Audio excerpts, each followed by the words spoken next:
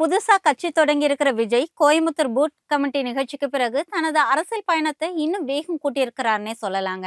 முழு நேர அரசியல்வாதியா மாறிட்டதுனால ஏற்கனவே ஒப்புக்கொண்ட தன்னுடைய கடைசி படமான ஜனநாயகன் படத்தை முடித்து கொடுப்பதற்கான வேலைகள்லயும் அவர் தீவிரம் காட்டியிருக்காங்கன்னே சொல்லலாங்க. அந்த படத்தோட ஷூட்டிங் கொடைக்கானல்ல 2 நாள் நடக்க போகுது. அதுக்காக தான் இப்போ விஜய் மதுரைக்கு போயிட்டு இருக்கிறாரு.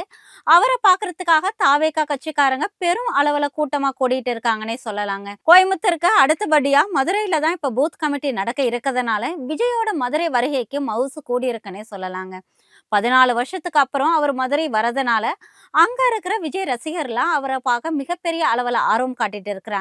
அதுலயும் அவர் கட்சி தொடங்கி இருக்கிறதுனாலயும் அடுத்த பூத் கமிட்டி மதுரையில நடத்த ஏற்பாடு செஞ்சிருக்கிறதுனாலயும் கோடை வெயில தாண்டி அங்க தாவேகா அரசியல் களம் அனல் பறக்குதுன்னே சொல்லலாம். மதுரை பகுதியில இருக்கிற ரசிகர்கள் மட்டும் இல்லாமல் அதன் சுற்றுவட்டார பகுதிகளில் திண்டுக்கல், தேனி, சிவகங்கை, விருதுநகர், ராமநாதபுரம் மாவட்டங்களிலிருந்தும் ஆயிரக்கணக்கான ரசிகர்கள் மதுரையில கூஞ்ச வண்ணம் இருக்காங்க. இவ்வளவு எதுக்கு மதுரையிலேருந்து கொஞ்ச தூரம் தள்ளி இருக்கக்கூடிய திருநெல்வேலி, தென்காசி, தூத்துக்குடி போன்ற மாவட்டங்களில் இருந்தும் ஏராளமான தொண்டர்கள் மதுரைக்கு வருகை தந்துட்டு இருக்காங்க.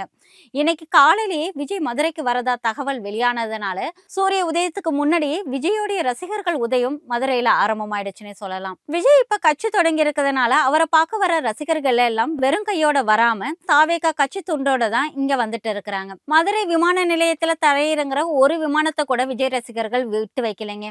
அது விஜய் வர விமானம்னு நினைச்சு ஒவ்வொரு விமானம் வரும்போதும் கத்தி ஆர்ப்பாட்டம் பண்ணி தங்களுடைய ஆதரவை வெளிப்படுத்திட்டு இருக்கிறாங்க. இந்த அளவுக்கு வெறியோட அவர்கள் விஜயோட வருகைக்காக காத்துட்டு இருக்காங்கன்னே சொல்லலாம்.